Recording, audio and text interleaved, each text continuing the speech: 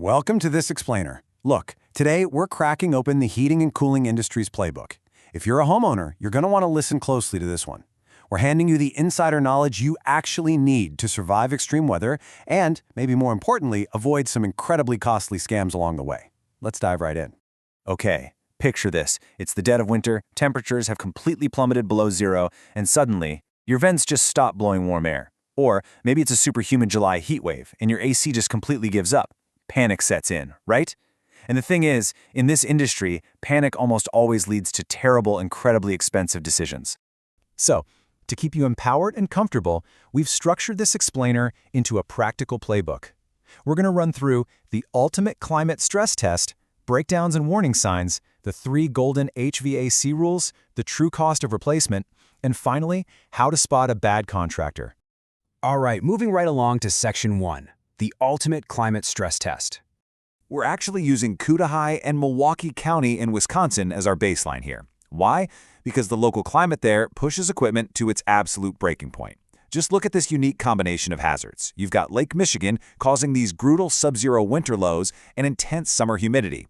But it's not just the weather above ground. Underground, the shifting clay soil actually expands and contracts so much it can literally crack copper refrigerant lines. Combine all that with original leaky 1940s to 1970s ductwork venting your perfectly conditioned air straight into the attic, and you've basically got a perfect storm for total HVAC destruction.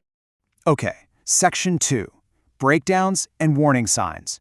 Let's look at what actually happens when systems hit their limit. Now, because of all that extreme stress, massive failures usually start with something incredibly tiny. Get this, neglected maintenance is the root cause of 80% of all breakdowns. 80%! It usually starts with a simple, dirty filter that restricts your system's airflow. Because the air isn't moving properly, the indoor evaporator coil's temperature drops below freezing.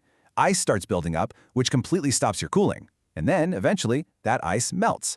This can physically crack the coils, or even worse, send liquid refrigerant surging straight back to the outdoor unit, completely destroying the compressor. It's literally a catastrophic domino effect, and it's all triggered by a $20 filter. Wild, right? But hey, sometimes the wear and tear is just a matter of time and physics. Constant heating and cooling will eventually cause metal fatigue, cracking the heat exchangers in furnaces older than 15 years. The absolute crucial point to take away here is safety. These cracks allow combustion gases, which includes deadly carbon monoxide, to mix directly into your household breathing air. It's so serious that Wisconsin code actually requires an immediate system shutdown when these fatigue cracks are found. The safety risk is just that severe. All right, let's jump into my favorite part, Section 3, the 3 golden HVAC rules. First up, we've got a highly practical financial heuristic, basically a rule of thumb that's going to save you from throwing good money into a dying machine. The magic number to remember here? 5,000. This is what insiders call the $5,000 rule. It's a super simple equation to help you decide whether to repair or replace your system. Here's how it works. You just multiply the age of your unit by the estimated repair cost. If that result exceeds $5,000, you replace the system instead of fixing it. Simple as that. So let's say you have a 12-year-old furnace, and a technician quotes you a $500 repair. Well, 12 times 500 equals $6,000. Because that puts you over the $5,000 threshold, a total replacement is definitely your smartest financial move. This is especially true since units older than 15 years in harsh climates fail this test all the time. Next up, we have a really simple rule of patience that directly protects your air conditioner from an early grave. The magic number for this one is 3. We call this the 3-minute rule. Whenever you shut off your air conditioner, you absolutely must wait exactly 3 minutes before turning it back on. Why? Well, you have to let the refrigerant pressure equalize throughout the entire system. If you restart it too quickly, you're forcing your compressor to kick on against incredibly high pressure. That puts a massive strain on the motor, leads to short cycling, completely wastes energy, and pretty much guarantees premature failure. Now, modern thermostats often have built-in delays to handle this for you, but if you're ever adjusting things manually, just be patient. Let it rest for 3 minutes. And finally, we have a rule for the exterior footprint of your property. The number here is 2.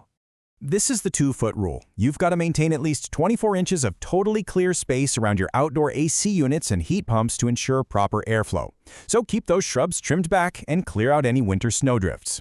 Look, I get it. Even if you absolutely hate how that big metal box looks in your yard, whatever you do, do not hide it behind dense bushes or shove your lawnmower up against it. Blocking this 2-foot breathing zone literally chokes the system. It kills the efficiency by up to 20% and causes the whole unit to overheat because it's just struggling to breathe. Moving on to Section 4, the true cost of replacement. Because when those repairs eventually fail the $5,000 rule, you need to know what's coming. So, let's talk numbers so you aren't blindsided. Look at how the costs jump here. This gives you a really realistic baseline for your budget. For a typical 1,500 square foot home, a basic 14-SEER system, which is just the minimum efficiency standard allowed by code, is going to run you between $5,000 and $7,000. But if you're looking to upgrade to a high-efficiency 20-SEER system with that sweet variable speed technology, you're suddenly looking at $9,000 to $12,000. And a quick heads up, if your original ductwork is falling apart, replacing that whole shebang will add another $2,000 to $5,000 to your final bill.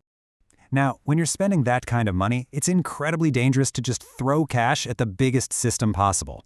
You do not want an oversized system. It'll cycle on and off way too fast, failing to properly dehumidify the air, which just leaves your home feeling cold but clammy. Gross, right? But on the flip side, an undersized system is going to run constantly without ever cooling things down to a comfortable level.